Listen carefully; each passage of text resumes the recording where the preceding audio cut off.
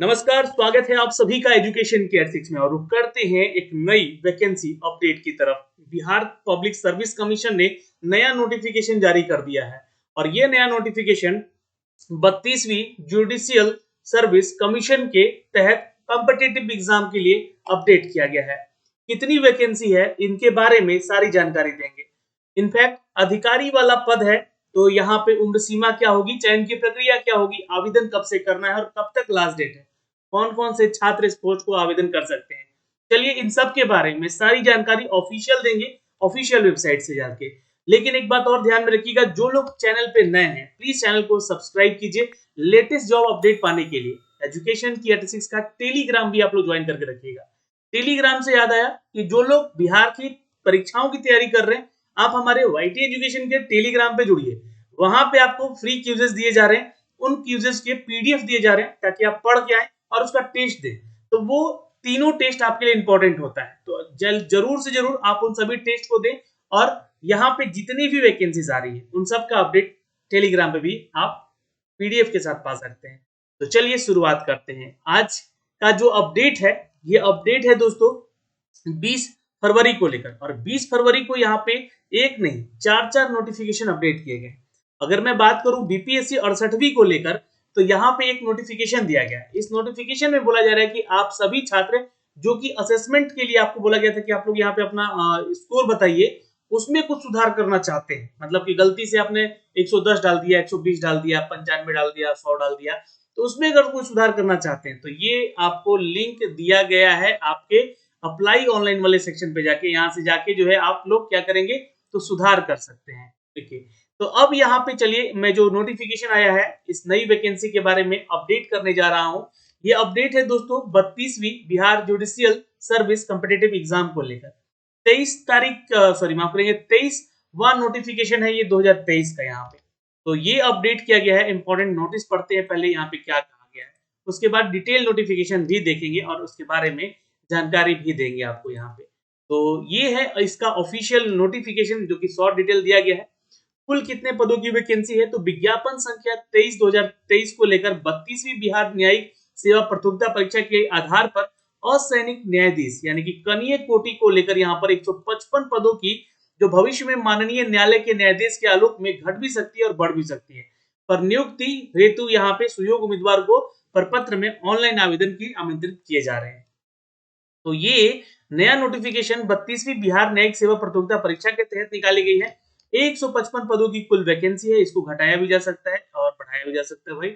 और ऑनलाइन आवेदन करने का जो प्रक्रिया है दोस्तों वो 27 फरवरी से शुरू हो जाएगा। आज 20 तारीख है, ठीक 7 दिन के बाद आपको यहाँ पे नोटिफिकेशन लिंक एक्टिवेट हो जाएगा, जिससे कि आपको अप्लाई करने का सहूलियत मिलेगा। 27 मार्च तक एक महीने पूरे यह फॉर्म भरा जाएगा। तो ध्यान से कौन कौन से डॉक्यूमेंट्स लगेंगे इन सब के बारे में जानकारी देंगे ताकि आप इसके लिए फॉर्म भर सकेंगे।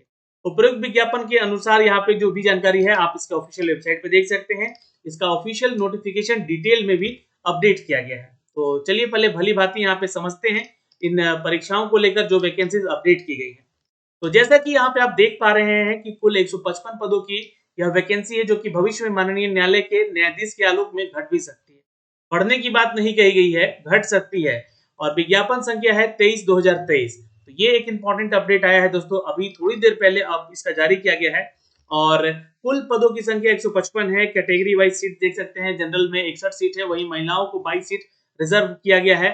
ईडब्ल्यूएस में 15 सीट है, महिलाओं के लिए 4, अनुसूचित जाति में 29, महिलाओं के लिए 7, अनुसूचित जनजाति में 2 और महिलाओं के लिए 1, अत्यंत पिछड़ा वर्ग में 30 सीट है और 10 सीट यहाँ पे महिला वर्ग को दिया गया है।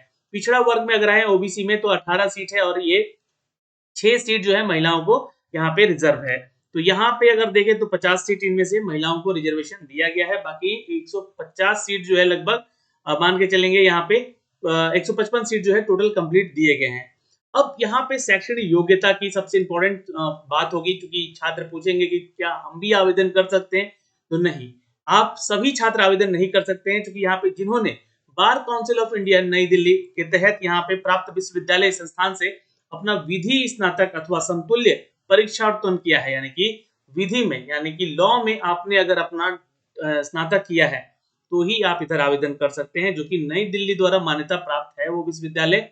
और तभी आप इधर आवेदन कर सकते हैं। विधि स्नातक है, यानी कि एक लॉ में आपका ग्रेजुएशन होना चाहिए, ये बात साफ लिखा गया है, या उसके समतुल्य परीक्षा उत्तीर्ण कोई किए हैं तो आप आवेदन कर सकते हैं।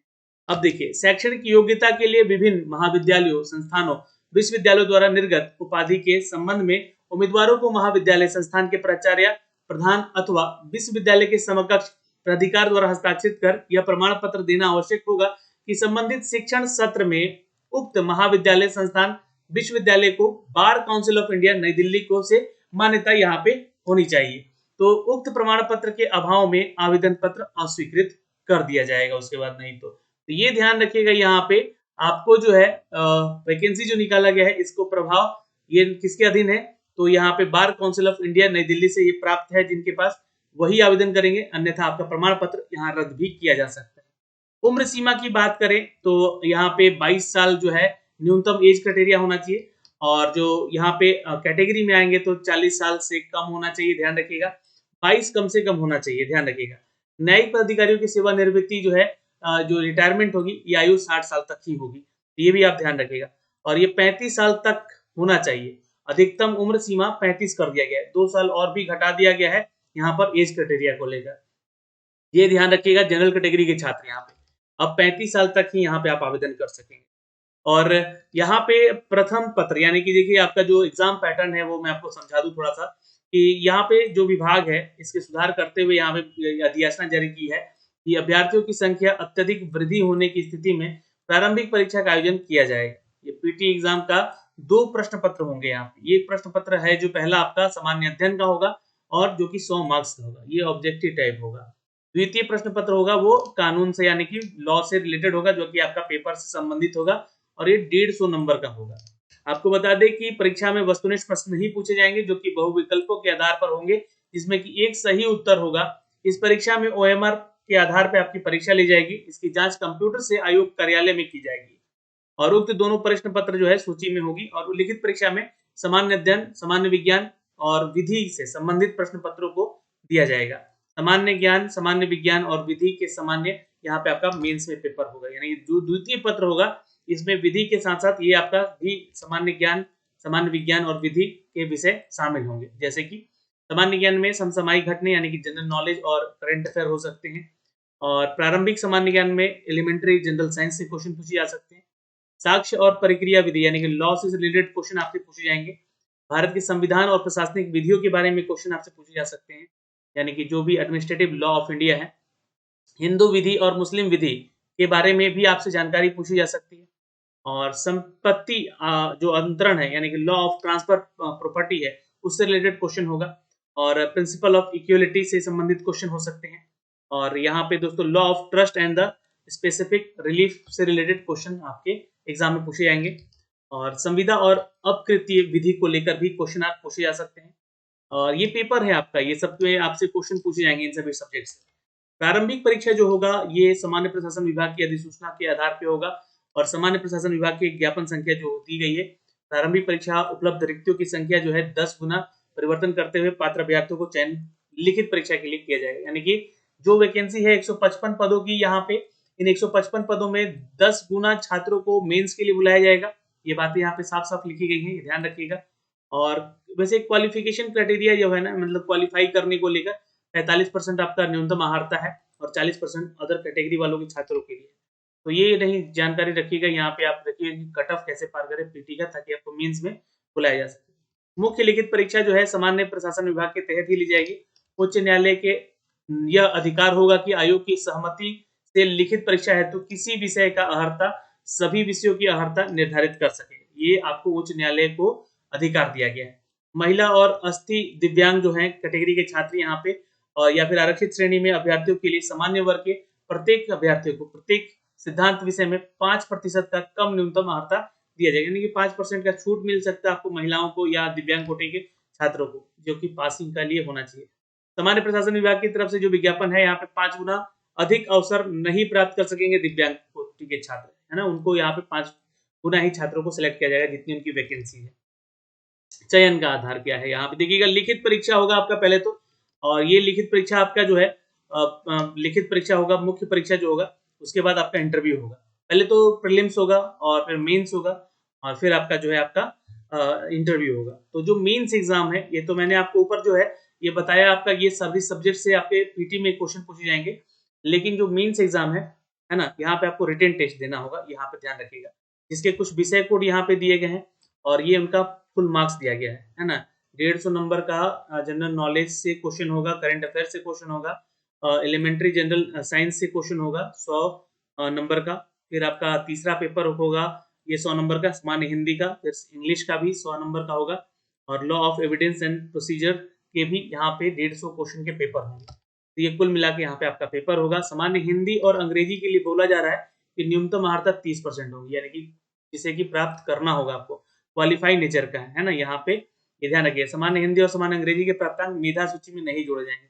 ये सिर्फ क्वालिफाई नेचर का है, हिंदी और अंग्रेजी वाला पेपर। ये 100-200 नंबर जो है हटा ही दीजिएगा, यहाँ सिर्फ पास करना आपको। मेन आपको 150, ये 100, 250 और ये 100, 350, 400 का ये पूरा पेपर होगा जिसपे कि आपका मेरिट बनेगा। ठीक है। परीक्षा के इच्छित विषय जो है यहाँ पे ध्यान रखेंगे, कुछ उसका कोड दिया गया है, इन कोड का, और उनका पूर्णांक दिया गया है, यानी कि इतने नंबर का क्वेश्चन जो है इससे लिया जाएगा। उम्मीदवारों को निम्नलिखित 5 विषयों में किसी 3 विषय को चुनना है विकल्प के तौर पे, जिसका परीक्षा उनको देना है। तो आप यहाँ पे विकल्प चुनेंगे, यानी कि ऑप्शनल यहाँ पे अभी तभी चुनना है, यहाँ से ऑप्शनल नहीं हटाया गया है। लिखित परीक्षा के सफल उम्मीदवारों को 100 अंक के साक्षात्कार लिया जाएगा, यानी कि इंटरव्यू में भी 100 मार्क्स होंगे और 100 मार्क्स में आपको 1:3 के रेशियो में जो है आपको यहाँ पे पास करना होगा, तभी आप यहाँ पे फाइनल कट ऑफ को पार करेंगे और यहाँ पे आपका चयन हो पाएगा। तो ये चयन की प्रक्रिया है, और यहाँ पे जो भी बिहार के छात्र हैं वो कैटेगरी में आते हैं, उन्हीं को यहाँ पर रिलैक्सेशन मिलेगा, एज में हो या फिर सिलेक्शन प्रोसीजर में हो। ठीक है। आपके पास नो ऑब्जेक्शन सर्टिफिकेट होना चाहिए, कहीं अगर आप जॉब कर रहे हैं तो ये भी ध्यान रखिएगा, और ज्वाइनिंग करते समय। ठीक है। कौन कौन से डॉक्यूमेंट चाहिए, तो फोटोग्राफ चाहिए, सिग्नेचर चाहिए फॉर्म भरने को लेकर, यहाँ पे सारी चीज दी गई है। कैटेगरी में आते हैं उस कैटेगरी का सर्टिफिकेट चाहिए, पीएच कोटे से आते हैं तो पीएच कोटे में चाहिए। परीक्षा का शुल्क कितना है, तो 600 रुपया चार्ज किया जा रहा है, और जो बिहार के छात्र हैं SC ST से आते हैं उनसे 150 रुपये चार्ज किया जा रहा है। बिहार राज्य के स्थायी निवासी हैं तो भी आप 150 रुपये देकर यहाँ पे आवेदन कर सकते हैं, अगर आप आरक्षित और अनारक्षित वर्ग की महिला हैं तो। ठीक। यहाँ पे दिव्यांग कोटे से आते हैं तो भी 150 रुपये में फॉर्म भर सकते हैं। अन्य सभी उम्मीदवारों के लिए 600 रुपये चार्ज यहाँ पे आपसे किए जाएंगे। तो ये सारी जानकारी है फीस को लेकर। आपको फॉर्म 27 मार्च तक भर लेना है, 27 फरवरी से फॉर्म शुरू होगा। अगर इसका फॉर्म जैसे लिंक एक्टिवेट होगा, मैं फॉर्म भर के भी आपको बता दूंगा फॉर्म को कैसे भर। फाइनली सबमिट करने के बाद इसका प्रिंट आउट जरूर ले लीजिएगा। फिर भी अगर कोई आपको इसको लगता है इससे रिलेटेड कोई भी जानकारी चाहिए, नहीं समझ में आ रहा है, तो आप कमेंट सेक्शन में कमेंट करके भी पूछ सकते हैं, उसका जवाब जरूर दिया जाएगा। तो ये सारी जानकारी थी दोस्तों, जो कि यहाँ से अप टू डेट की गई थी बीपीएससी की तरफ से नई वैकेंसी को लेकर। ये 155 पदों की नई वैकेंसी है। जय हिंद। कोई भी दिक्कत है कमेंट करके पूछिएगा। जल्दी से जुड़िए हमारे टेलीग्राम पे भी, जहाँ पे क्यूज़ आपको कराए जा रहे हैं। धन्यवाद।